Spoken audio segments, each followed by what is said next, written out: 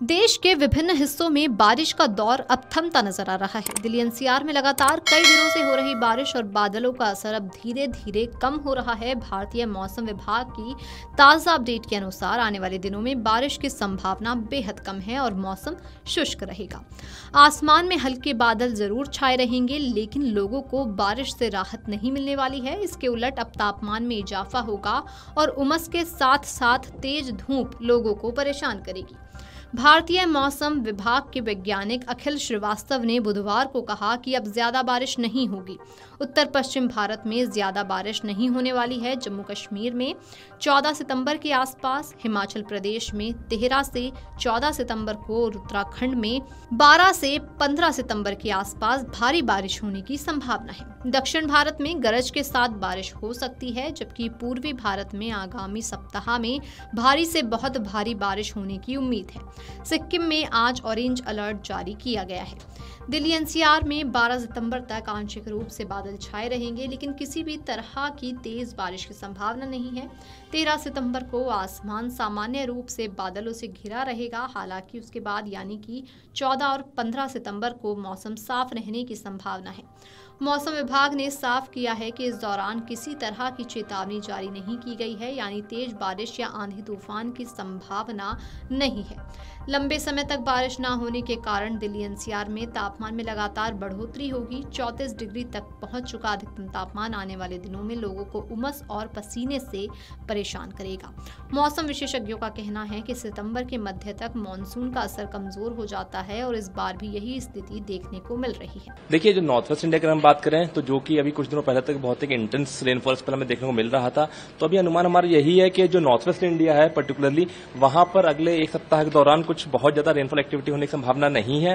हालांकि जम्मू कश्मीर में डे 4 में यानी कि 14 तारीख के आसपास एक दिन आइसोलेटेड हैवी रेनफॉल एक्टिविटी हो सकती है। हिमाचल प्रदेश में 13-14 तारीख को, वहीं उत्तराखंड में भी 12 से लेकर के 14-15 तारीख तक कुछ एक स्थानों पर आइसोलेटेड हैवी रेनफॉल एक्टिविटी हो सकती है, पर ऐसा कुछ बहुत ही इंटेंस रेनफॉल एक्टिविटी अभी एक्सपेक्टेड नहीं है। देखिए, यहां पर भी जो है जो light to moderate rainfall activity है वो जरूर कंटिन्यू रहेगी, लेकिन कोई इंटेंस रेनफॉल एक्टिविटी का ऐसा बहुत ज्यादा एक्सपेक्टेशन नहीं है।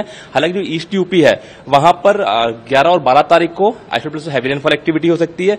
वहीं 13 तारीख को वेस्ट यूपी में भी जो नॉर्दर्न पार्ट्स हैं यूपी के, जो पहाड़ों के पास के जो नॉर्दर्न पार्ट्स हैं, वहां पर कुछ स्थानों पर हैवी रेनफॉल एक्टिविटी हो सकती है। इसके अलावा कहीं भी नॉर्थ वेस्ट इंडिया में कुछ खास एक्टिविटी होने की संभावना नहीं है। आइसोलेटेड प्लेसेस पर हैवी रेनफॉल एक्टिविटी का एक्सपेक्टेशन है।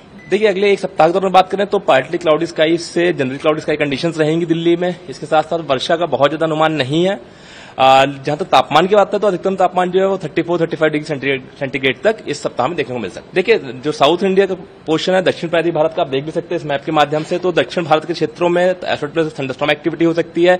हैवी रेनफॉल एक्टिविटी भी हो सकती है तमिलनाडु में अगले 2 दिनों के लिए, यानी 10 और 11 सितंबर को, केरला में 10 तारीख के लिए। वहीं जो आंतरिक कर्नाटक का क्षेत्र है वहां भी जो मुख्य रूप से जो उत्तरी आंतरिक कर्नाटक है वहां पर 3 से 4 दिनों तक जो है आइसोलेटेड प्लेस पर हैवी रेनफॉल एक्टिविटी हो सकती है।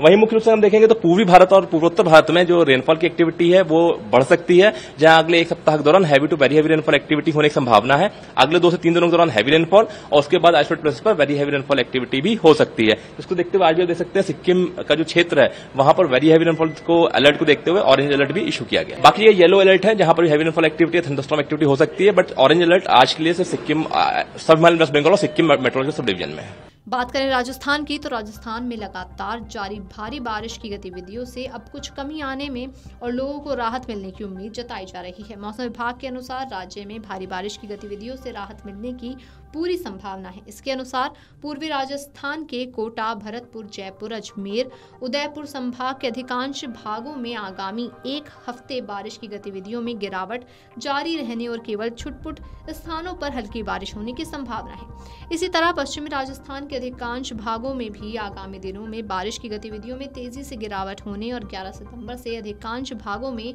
आगामी एक हफ्ते मौसम ज्यादातर शुष्क रहने का अनुमान है। बाड़मेर, जैसलमेर और आसपास के जिलों में कहीं कहीं हल्की और मध्यम बारिश होने की भी संभावना जताई गई है। Video desk amarujala.com। अगर आप ये वीडियो YouTube पर देख रहे हैं तो हमारे चैनल को सब्सक्राइब कर बेल आइकन दबाएं और Facebook पर देख रहे हैं तो हमारे पेज को लाइक करें।